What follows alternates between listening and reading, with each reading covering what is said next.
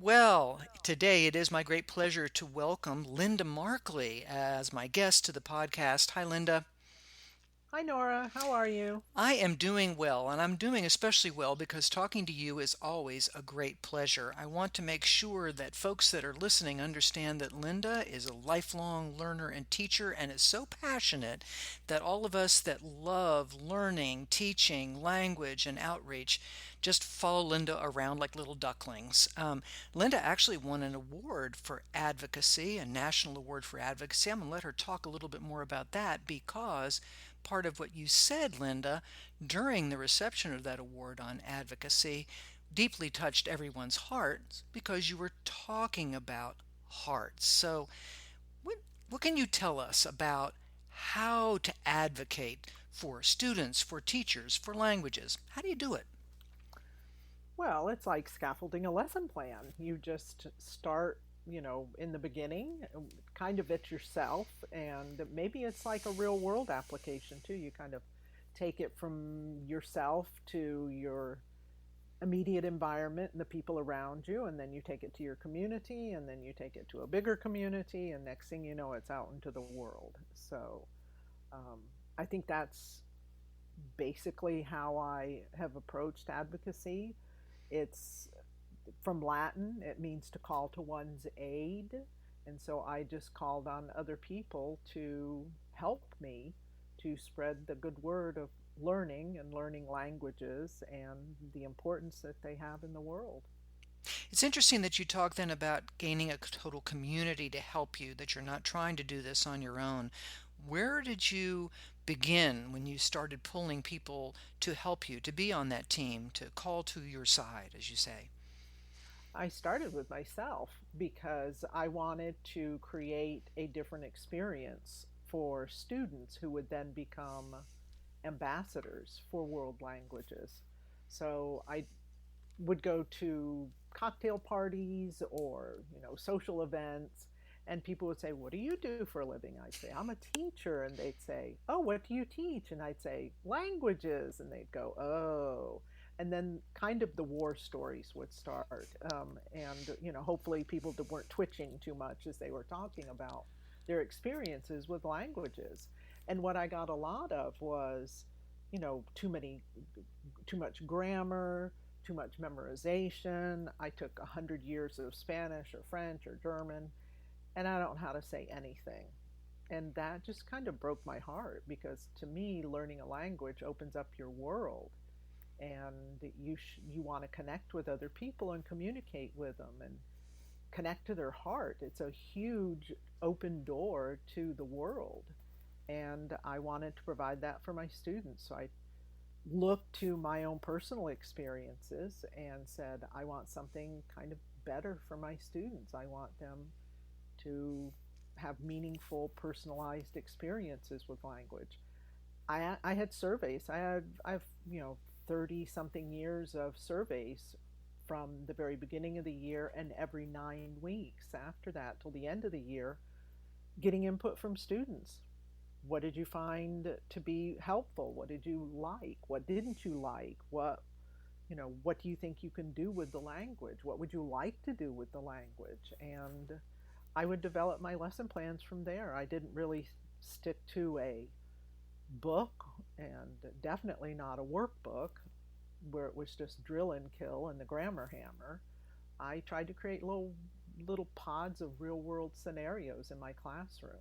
And then to take it from there, I would invite people into the classroom, native speakers, administrators, come in and play with us, join along. Um, Other subject areas, I would partner with art, music, and social studies, and other subject areas, and create little projects or little interactions to show the rest of the school how important languages were and how the kids could make connections to other subjects and other people. So Linda, that's how it started. that's how it started. Okay, and one of the things that I'm hearing you there, and one of the things that's always been on my mind is language is a tool, not a topic. And when you made that language experience about cross-disciplinary, about real-world applications, so it it sounds like, you didn't say it precisely, but it certainly sounds like the students responded well to that approach of bringing in what they were looking to accomplish in real life and cross-disciplinary things. Yes, that's exactly it. We did field trips. If it wasn't a field trip out into the community to interact with Spanish speaking or French speaking people, it was to interact in cultural settings that had some historical connection to, Spain or France.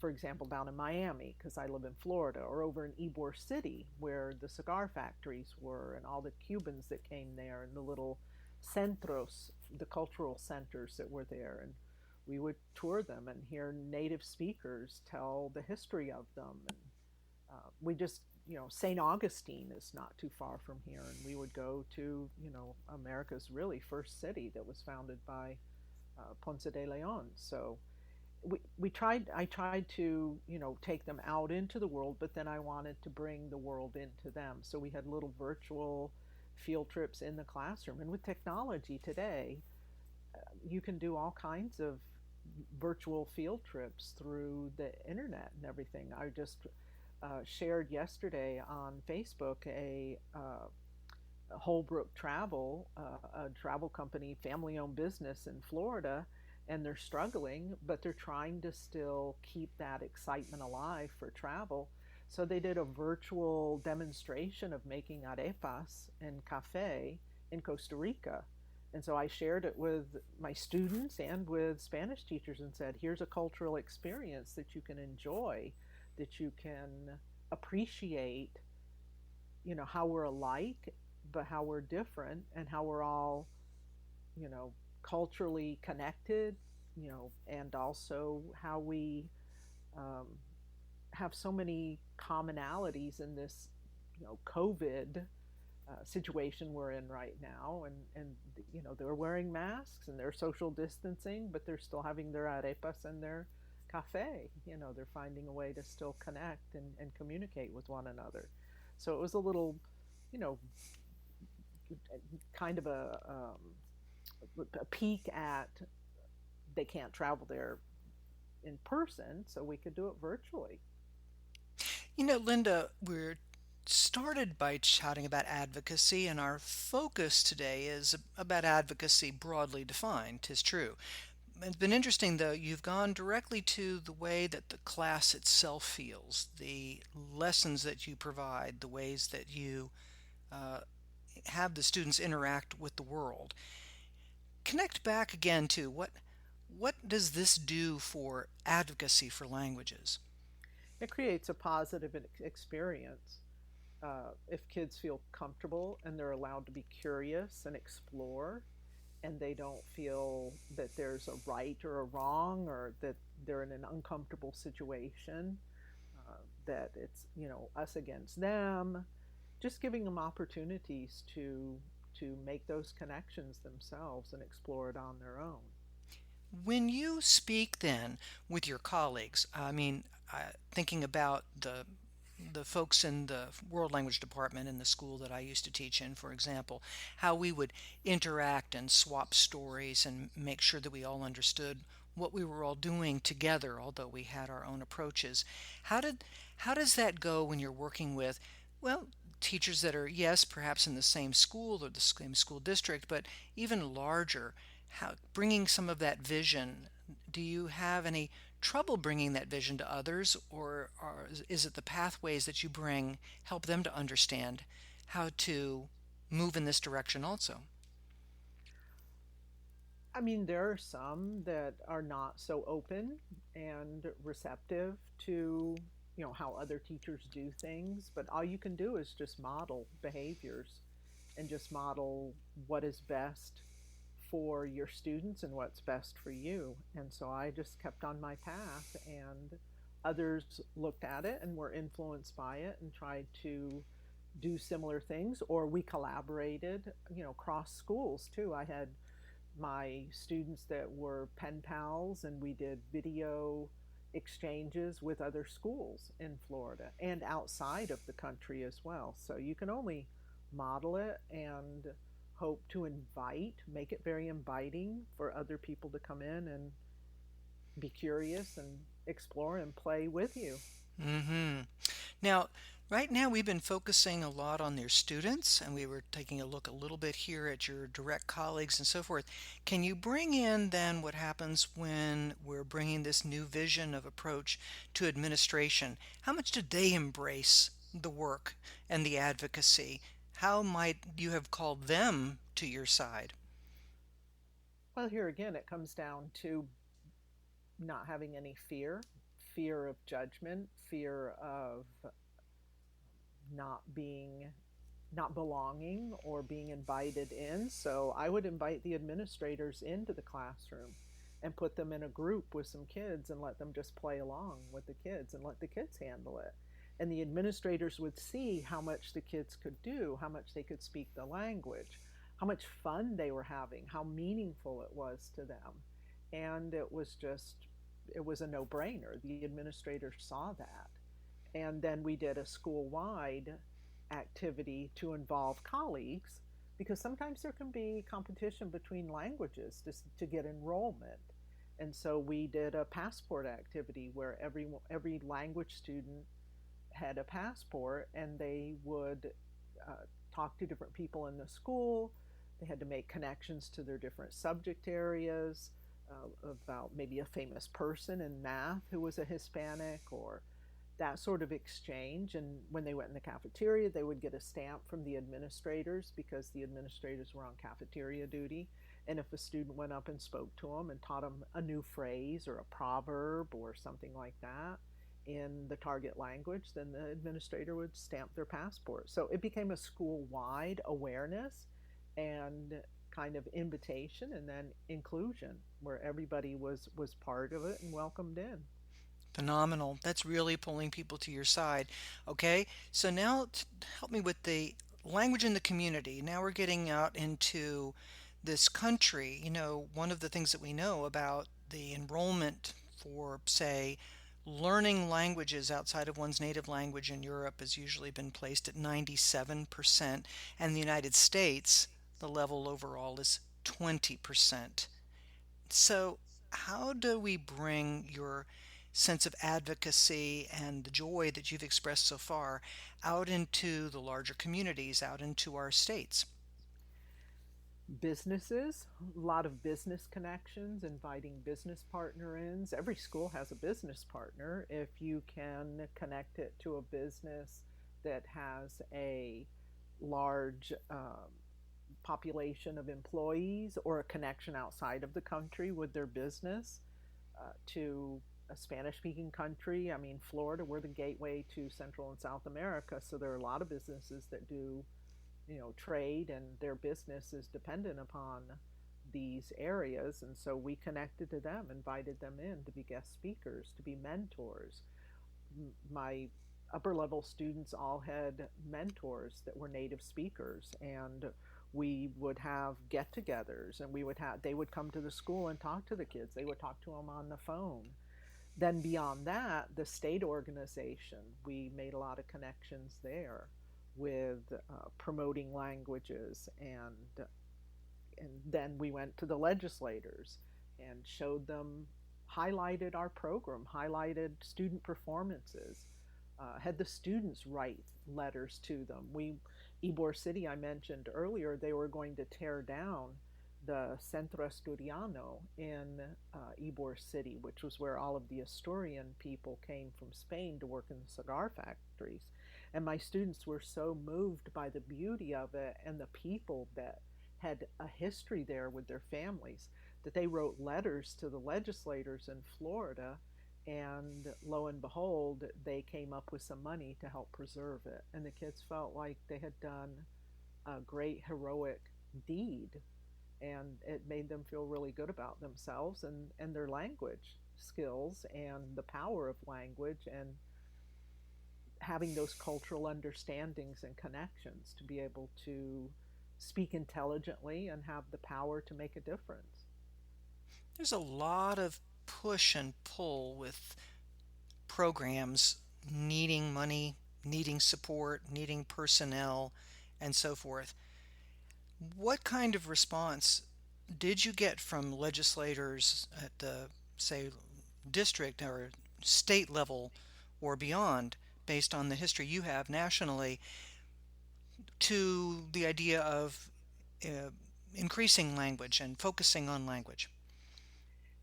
Here again, it goes back to that experience that we're providing for the students in the classroom. We have to help them to feel empowered and that they can actually do things with the language and make a real world connection and see themselves out in the world using their language skills for meaningful purposes, kind of like the letters, for the Centro Estudiano. So in the district, we had a district superintendent that came in who had a very bad language experience, and he cut the language programs by 40% in his first year Mm. because he did not believe in languages. I've been at schools where principals didn't believe in languages, had a bad experience.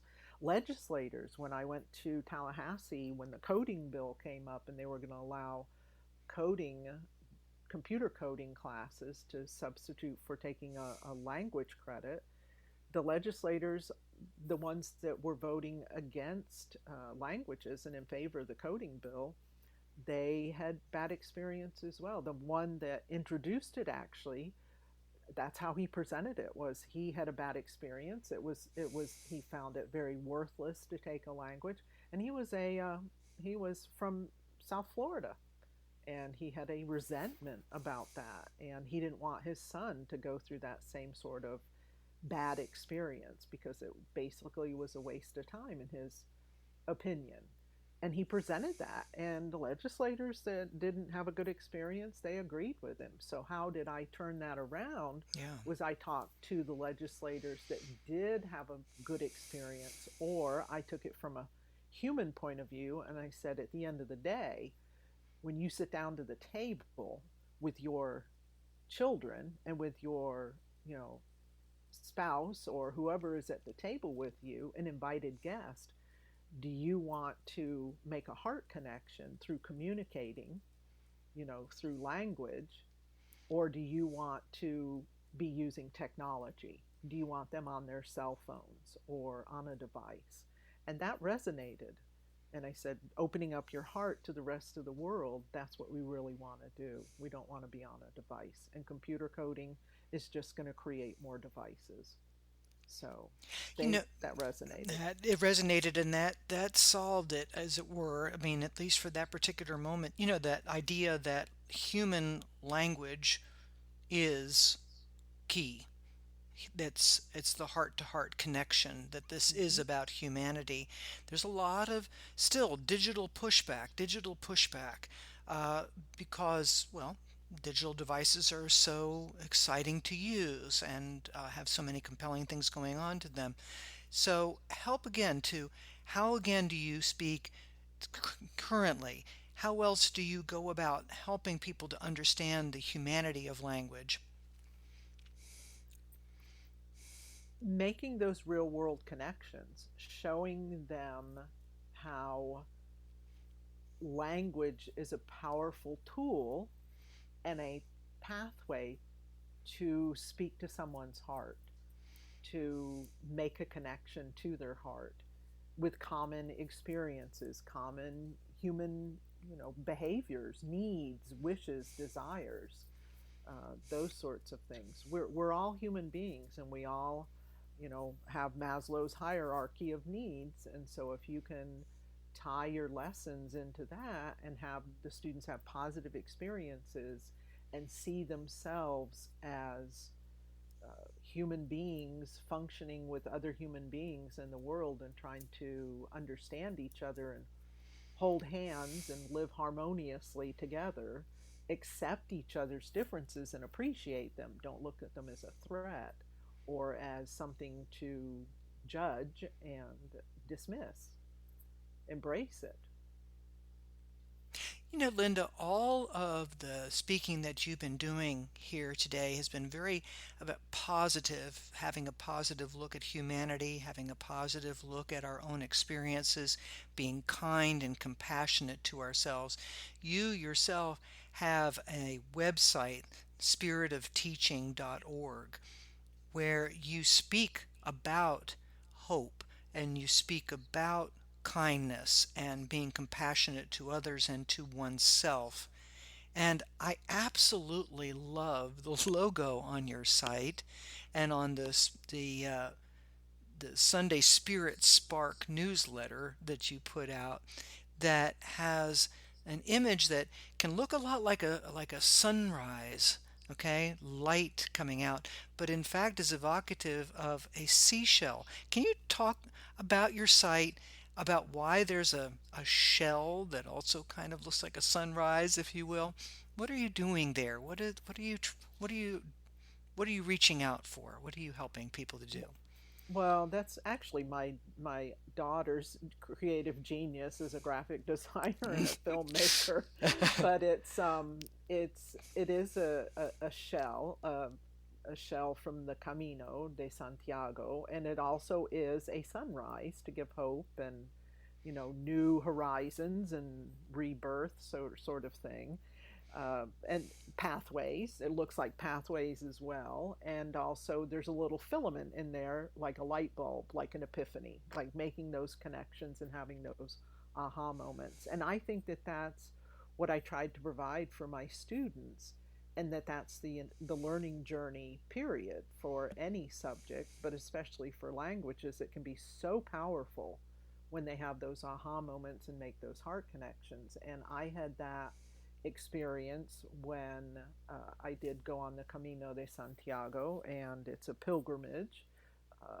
And it was a lot of learning, a lot of uh, falling down and making mistakes, and just picking myself back up, and another step, one foot in front of the other, and that's all we can do. And we have to give ourselves that permission and that kindness and compassion, and our students and anybody that we come across. It's needed so much, even, I mean, especially now. Absolutely. When you do provide inspiration and resources for folks, what direction do you tend to take them? I know resources are all over the map, but where do you where do you find your greatest inspiration to share with others? My greatest inspiration, well, it's all over that spiritofteaching.org website, and I'm trying to share it through the Spirit Spark on Sunday to kind of inspire teachers or anybody who wants to have a spark of inspiration and curiosity and creativity for the week, to just kind of figure things out as you go and just let your passion be your fuel for the week. And also through Teacher Tales, which is a podcast that I'm doing where teachers are telling their stories. And I'm hoping that it's healing to tell your story, but also for other teachers to hear that story, a little like making cross cultural connections with people from other countries. We are more similar than we are different, and there's healing in knowing that. There's power in knowing that. And so I'm hoping that that's what it's helping to do for all teachers, but especially for language teachers, because Hmm. it's getting harder and harder to keep our programs sponsored and supported and the resources for it.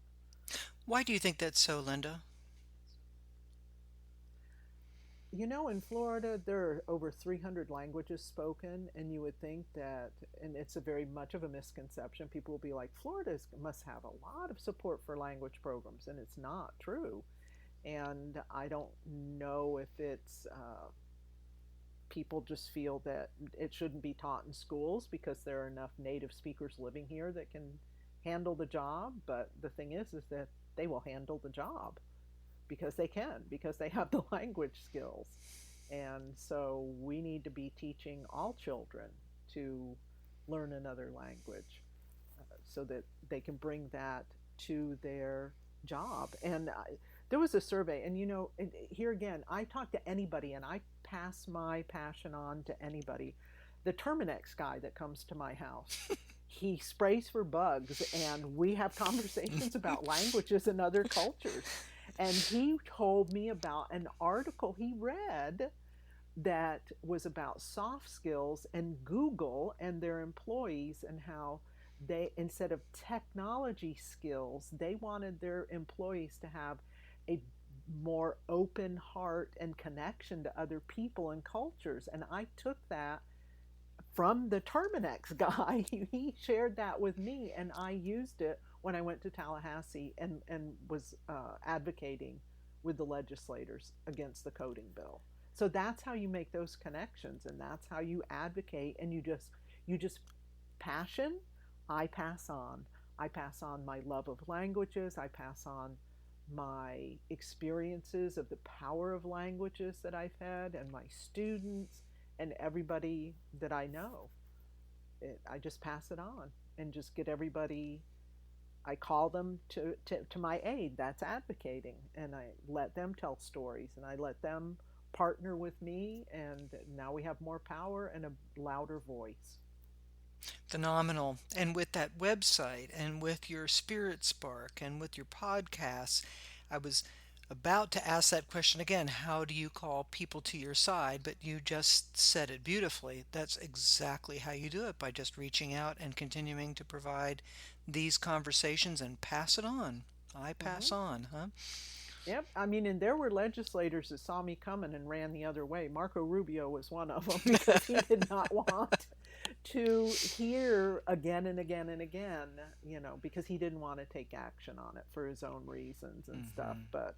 Hmm. And there will be people that will turn away, and it'll be uncomfortable, but I just share it with a lot of love and joy, and those that I don't push it on anyone that doesn't want to hear it, or if they turn away. But I somehow try to find a way to sneak into their heart too, with a little letter here or there, or a postcard, or a note, or just a smile. Sometimes that's all it takes. Sneak into their heart. I love that part. Now, right now, we're looking at a still very much of a COVID world, and potentially a post COVID world that's unfolding in front of us, of course. What do you see coming down the path? More hope? More need for advocacy? What is some of the vision that you have? Advocacy for languages, absolutely, because I think that since we've been staying at home, isolating, not communicating as much as I think we took for granted the freedom we had to reach out, travel, experience other cultures and languages. And I think there's going to be a hunger for it once the COVID virus is under control and there's not the fear. So I see it a little bit like the whole classroom situation again. If there's a lot of fear and students are afraid to explore with the language, afraid to go outside of the classroom or outside of just my little conversation with the teacher, or there are even kids that won't even speak in class because they're so afraid. If we can get them to move beyond that fear and outside of the classroom and into the world, I think that's the power that we have to give to them. Confidence that they know things and they can do things. And so I think in a COVID world, it's going to be the same thing. We're longing for it. We're longing for that connection, and to understand other people around the world and make those heart connections. So I'm hoping that travel will be even greater, and more people will be open to that, instead of, because we know now what it's like to be closed in and closed off. Isn't that fascinating, Linda? You actually described like the pre-COVID COVID experience of so many students in the world language classroom. Wow, phenomenal. Okay, so I'd like to ask you, I always ask my guests one final question, okay? And here it comes. What invitation would you give our listeners based on what we've talked about today, or basically anything that you would like to invite our listeners to do? I would invite them to not be afraid, to see the possibilities, to believe in the possibilities, and to not be afraid to let your students explore and be curious, and to fail, which is first attempt in learning, to give yourself that same permission that learning is a journey, and this is back to the Camino.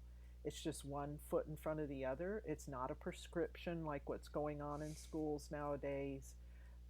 There's no real standard, although we say there are standards, but then we have to bring in differentiation to offset a standard. It's we have to allow for exploration and figuring things out along the way. So I invite everyone to give themselves permission and their students permission to just hold hands and get on that Camino and enjoy the journey and figure it out along the way, whatever you need, and just make it comfortable. That's great. Thanks so much, Linda. Now, when folks will come to my website, fluencyonline.com, I have a chance to see some of the resources that you've provided and to link up to your website. I want to tell folks just a little bit what kind of resources you'll have for them there. Well, there will be the website spiritofteaching.org and with the podcast, and you can sign up for a newsletter. But also, I have done a few presentations on advocacy. So you can watch those with more ideas, more detailed information of what I've talked about today, like the passport activity at the school and that sort of thing. And then JNCL Nicholas, which is for world languages, our advocate in Washington, and they have Advocacy Day every year.